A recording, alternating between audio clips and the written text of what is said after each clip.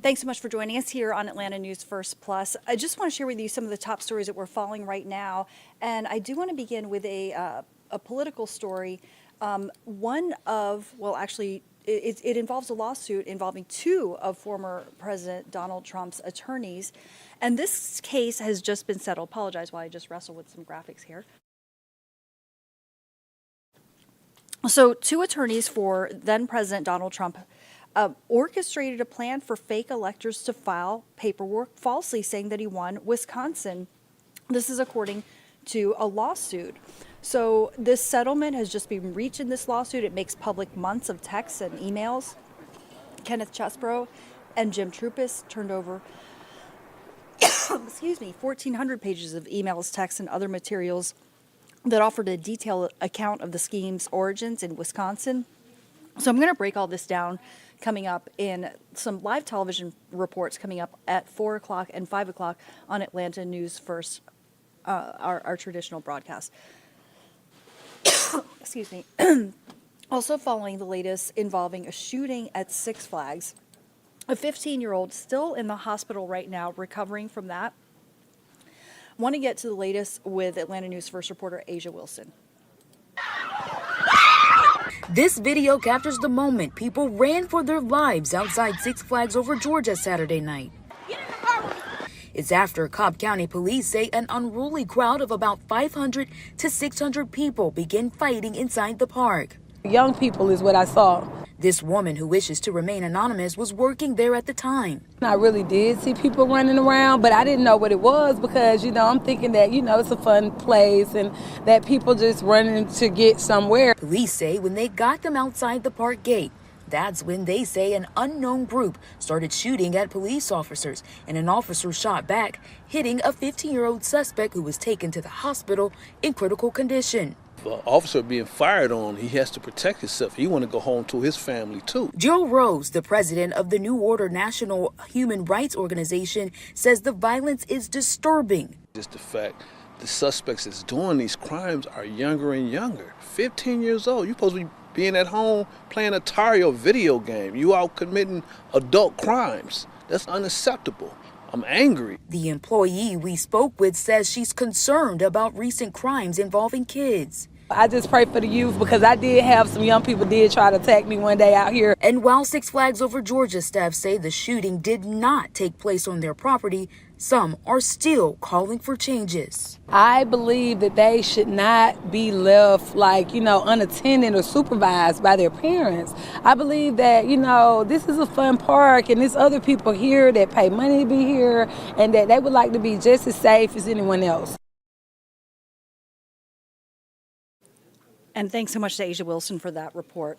Also want to let you know about a new ruling out of the United States Supreme Court, the highest court in the land. Let's go ahead and go to some video on that.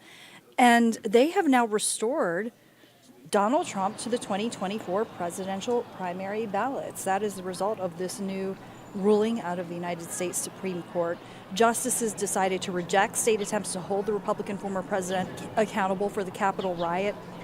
The Supreme Court unanimously ruled former President Trump should appear on Colorado's Republican presidential primary ballot, and a majority of justices also found the ruling applies to any federal candidate, meaning that Trump cannot be left off of ballots in other states with similar lawsuits.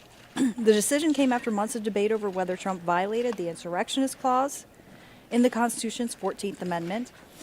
A group of Colorado voters claimed that Trump's role in the January 6, 2021 attack on the U.S. Capitol made him ineligible for office under the insurrectionist clause, but the High Court's ruling obviously disagrees. It was made, obviously it's a massive victory. It was made just a day before Super Tuesday when 16 states and territories, including Colorado, will hold nominating contests. A little bit closer to home, that's an area that we are expecting a decision in the next 2 weeks regarding Fulton County District Attorney Fonnie Willis. And this is regarding whether she should be disqualified to decide the Georgia, or rather to prosecute the Georgia election interference case, along with Special Prosecutor Nathan Wade. Again, a decision expected in the next 2 weeks. on whether to actually disqualify Willis from this Georgia election interference investigation. So defense attorneys for the former president and his co-defendants say this now admitted relationship between Willis and Wade is a conflict of interest, that she financially benefited from that relationship and misused taxpayer funds. Attorneys for Willis say this is just meant to embarrass her, though, and distract from the case, something that we're going to follow very closely as we do await a decision here in the next couple of weeks. If you want to get notified as soon as that decision is made, download our free Atlanta News First mobile news app, and you can get an update sent right to your phone. Okay, I also want to let you know that we continue following the latest on the YSL RICO trial. So court is in session once again today, but soon jurors are going to get a break. So if you're interested in catching the testimony, let me actually pop up our live camera for a moment so you can see inside the courtroom. I mean, it's just a seal.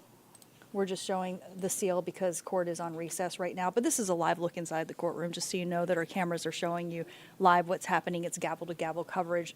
But, you know, the thing is that we always want to just be careful not to inadvertently show jurors or anything we're not supposed to show. So whenever court is not in session, we just put up that seal.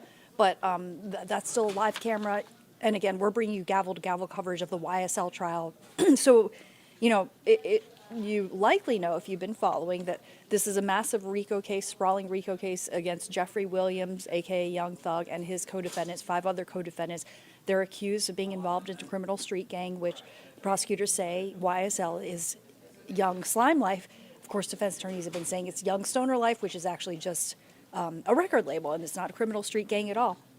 But we are expecting court to go on a break, you know, and this is really the last day for testimony for a little bit of time until mid-March, actually.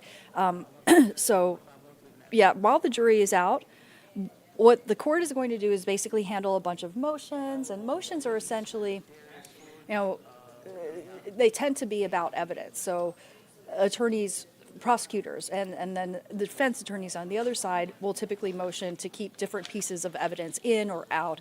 You know, they would say, look, I want to introduce, for instance, you know, this text message or this video. The other side may say, no, I want to keep that out. So those sorts of things have to be decided by a judge, and there are hearings about that where the judge is going to hear the arguments from each side about why a certain piece of evidence should be admitted for the jury to actually, you know, see it and listen to it. And then the judge will make that decision. So that's what's going to be happening for the next couple of weeks after today. Today, like I say, we're doing the testimony. We're listening to the testimony. The jury's listening to the testimony. You can watch it live. You can listen to it live on Atlanta News First Plus, you know, on our secondary stream, which is our special event stream, just as soon as court gets back into session and comes back from the lunch break. And then there's going to be that longer break there. So we're going to bring that to you, of course. But also in another courtroom, the other thing that we are watching, I just want to let you know, is for the brother of the suspected UGA killer to be in court. So what's happening today is this man, the brother of the accused killer, is making his first court appearance. So 29-year-old Diego Ibarra is charged with having a fake green card to get hired at UGA, but then was fired for not being able to submit other documents required to keep the job. So Ibarra is expected to appear before a federal judge in Macon.